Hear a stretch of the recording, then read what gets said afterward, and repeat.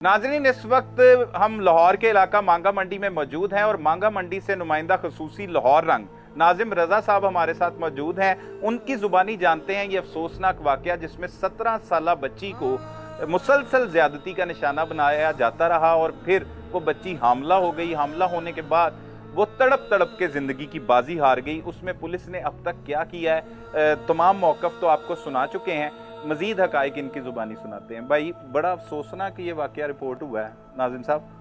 जी सलमान भाई, ये दिल सोज वाक़या, दिल दहला देने वाला वाक़या है कि एक सुतेले बाप ने जुल्म ढा जो अगर वो समझता तो ये उसकी अपनी ही बेटी थी, बिल्कुल है, जिसको 3 साल की से वो यानी कि 3 साल की थी जब इसकी वालदा से उसकी शादी हुई और ये इसी ने उसकी परवरिश की।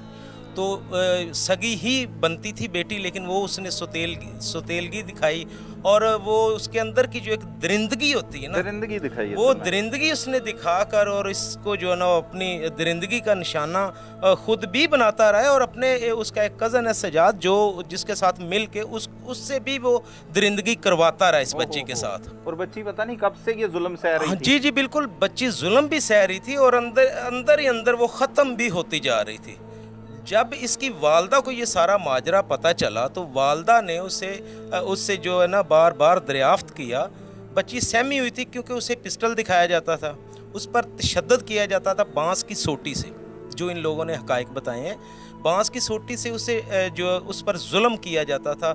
आखिरकार जब वो इनके जुल्मों का शिकार होते होते होते थक गई तो उसमें सकत ना रही। फिर उसने अपनी वालदा को बताया कि मेरे साथ अब्बू ये हरकतें करते हैं और उनके कज़न भी सजाद भी ये हरकतें करते हैं। जब इसको पता चला तो फिर डेफिनेटली ये तैश में आई औरत। इसने उस सजाद को भी जो है वो बुरा भला कहा और अपने जो शौहर था उसको भी कहा कि भाई अब तेरा मेरा तो निकाह नहीं रह गया, अब तो मैं तेरे निकाह से फारिग हूँ क्योंकि मैं तेरी बीवी थी और तूने मेरी बच्ची के साथ ही वही सब कुछ किया जो एक शौहर बीवी के साथ करता है। उसके बाद उसने जनाब एप्लीकेशन दी थाना मांगा मंडी में। यहाँ पे मैं एक बात आपको बिल्कुल क्लियर बताता चलूँ, हमारे ये जो SHO मांगा मंडी तैनात है ना आसफ फरीद साहब, एक इनकी मैं ये तारीफ़ जेन्युइन बनती और वो कर रहा हूँ, वो ये है कि जो इस तरह का केस इनके सामने आता है वो पहले बंदा पकड़ते हैं फिर FIR देते हैं। ये उनकी ग्रेटनेस है। ठीक है, मैं भी अब उनकी एक थोड़ी सी तारीफ आपके सामने बयान करना चाहूँगा।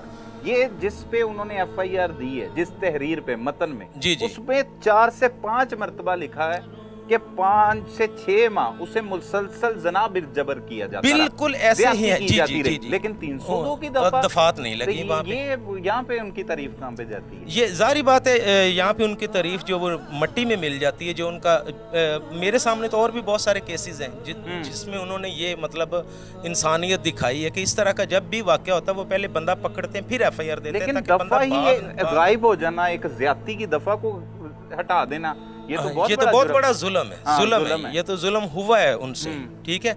और उसके बाद जनाब बंदा पकड़ के उन्होंने FIR दी है। FIR देने के बाद जब ये केस चला और हम तक पहुंचा, ये बीबी ने किसी रसाई करके प्रेस क्लब मांगा में अपनी रसाई दिखाई, हम इनके पास पहुंचे, आके इनके साथ सारी इनसे जो हकीकत वो जानने की कोशिश की। उसके बाद मैंने इंचार्ज इन्वेस्टिगेशन को कॉल करके करंट स्टेटस पूछा कि भाई आप लोगों ने अब तक क्या किया, इतने दिन गुजर गए उस बच्ची की जो डेथ हुए, आपने अभी तक कारकर्दगी दिखाई क्या?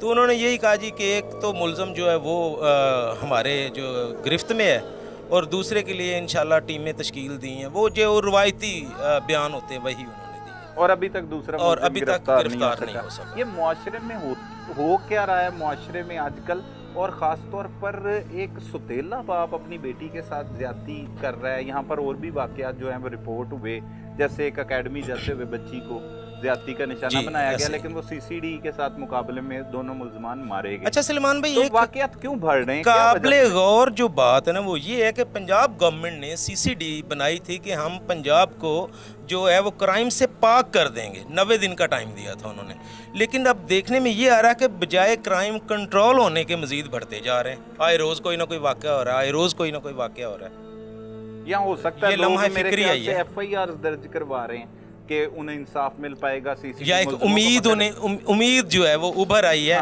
पहले ऐसे वाक़यात पहले दब जाते थे। पहले जाते। इलाकाई लोग जो थे वो मिल बैठ के मामलात को थाने तक जाने ही नहीं देते थे। अब लोगों में एक हिम्मत आई है कि जनाब सीसीडी हमें इंसाफ दे रही है तो हमें अपना वाक़या रिपोर्ट करवाना चाहिए, और वो एक उम्मीद लगा के बैठे हैं, इस इदारे से एक उम्मीद लगाए बैठे हैं जिनके साथ जुल्म ज़्यादतियाँ हो रही हैं कि सीसीडी हमें इंसाफ फराहम करेगी। उम्मीद लगाए बैठे हैं। ये वालदा भी उम्मीद करती है कि इससे भी इसके जो मुल्ज़मान हैं उनको भी करार वाक़या सज़ा दिलवाई जाए, इबरत का निशान बना दिया जाए कि आइंदा किसी बेटी के साथ इस तरह का वाक़या रूनुमा ना हो। भाई ਤੁਹਾਡੇ ਮਹੱਲੇਦਾਰ ਹੋ, ਰਿਸ਼ਤੇਦਾਰ ਹੋ, ਕੌਣ ਹੋ ਤੁਸੀਂ? ਮੈਂ ਕਜ਼ਨ ਹੈ, ਖਾਲਾਂ ਦੀ ਬੇਟੀ ਸੀ। ਖਾਲਾ ਦੀ ਬੇਟੀ ਹੈ ਤੇ ਹਾਂਜੀ। ਕਿਵੇਂ ਪਤਾ ਲੱਗਾ, ਕਿਵੇਂ ਤਲਾਹ ਮਿਲੀ ਕਿ ਇਹ ਸਭ ਕੁਝ ਹੋ ਗਿਆ? ਬਸ ਐਵੇਂ ਤਲਾਬ ਮਿਲੀ ਹੈ ਸਰ ਜੀ ਕਿ ਕਿੱਥੇ ਰਹਿੰਦੇ ਹੋ? ਮੈਂ ਇੱਥੇ ਰਹਿਣਾ ਥੱਲੇ, ਖਾਲਾ ਹੈ ਮੇਰੀ। ਮਾਂਗਾ ਮੰਡੀ ਰਹਿੰਦੇ ਹੋ? ਹਾਂਜੀ ਮਾਂਗਾ ਮੰਡੀ ਰਹਿਣਾ। ਅੱਛਾ। ਇਹ ਨਾ ਜੀ ਪਿੱਛੇ ਪਿੰਡ ਗਿਆ ਸੀ ਇਮਰਾਨ, ਕਜ਼ਨ ਮੇਰੀ ਨੂੰ ਲੈ ਕੇ ਰਿਮਸ਼ਾ ਨੂੰ।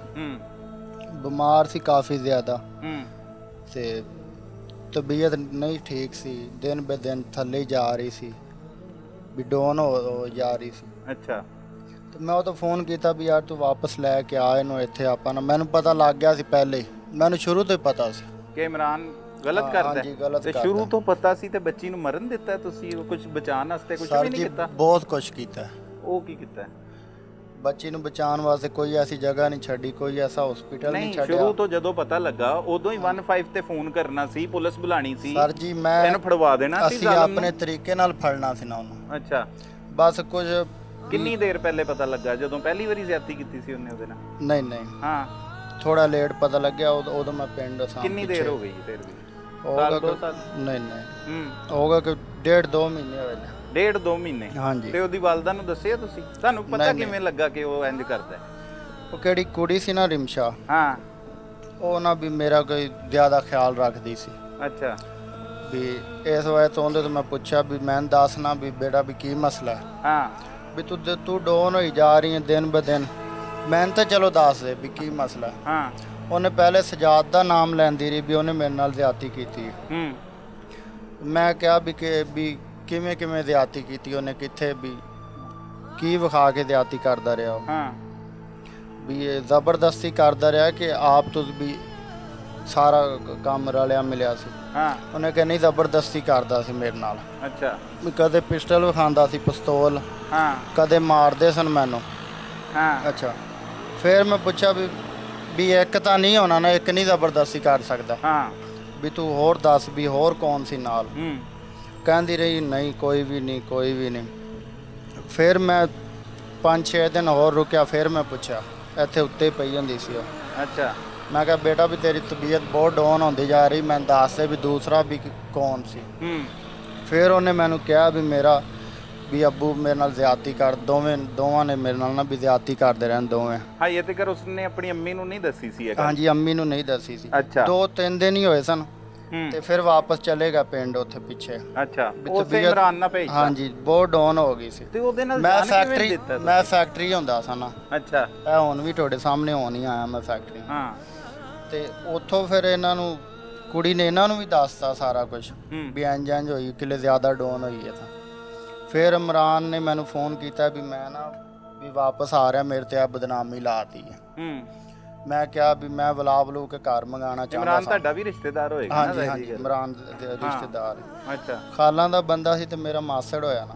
ਨਹੀਂ, ਇਹਦੇ ਤੋਂ ਇਲਾਵਾ ਵੀ ਉਹ ਕਹਿੰਦੇ ਮਾਮੂ ਦਾ ਬੇਟਾ ਹੈ ਇਹਨਾਂ ਦੇ? ਹਾਂਜੀ ਮਾਮੂ ਦਾ ਬੇਟਾ ਸੀ। ਹਾਂ। ਤੇ ਮੈਂ ਉਹਨੂੰ ਨਾ ਵੀ ਘਰ ਮੰਗਾਉਣਾ ਚਾਹੁੰਦਾ ਸੀ ਵੀ ਇੱਕ ਵਾਰੀ ਇੱਥੇ ਆ, ਫਿਰ ਕੋਈ ਕਾਰਵਾਈ ਕਰਾਂਗਾ ਮੈਂ। ਤੇ ਉਹ ਬਹਰਹਾਲ ਮੇਰੇ ਨਾਲ 2-3 ਦਿਨ ਰਾਬਤੇ 'ਚ ਰਿਹਾ। ਮੈਂ ਫਲਾਣੀ ਜਗ੍ਹਾ, ਮੈਂ ਉਧਰ ਜਨਾਹ ਹਸਪੀਟਲ ਜਾ ਰਿਹਾ, ਉੱਥੋਂ ਮੈਂ ਰਿਪੋਰਟਾਂ ਕਢਾਉਣੀਆਂ ਨੇ, ਫਲਾਣੀ ਜਗ੍ਹਾ ਤੋਂ ਕਢਾਉਣੀਆਂ ਨੇ ਵੀ ਮੇਰੇ ਤੇ ਵੀ ਗਲਤ ਬਿਆਨੀ ਕੀਤੀ ਗਈ ਹੈ। ਅੱਛਾ। ਅੱਛਾ। ਵੀ ਆਪਣੇ ਆਪ ਨੂੰ ਸਾਫ਼ ਕਰਨਾ ਚਾਹੁੰਦਾ ਸੀ। ਅੱਛਾ। ਫਿਰ 2-3 ਦਿਨ ਬਾਅਦ ਉਹਦਾ ਨੰਬਰ ਬੰਦ ਹੋ ਗਿਆ। ਅੱਛਾ।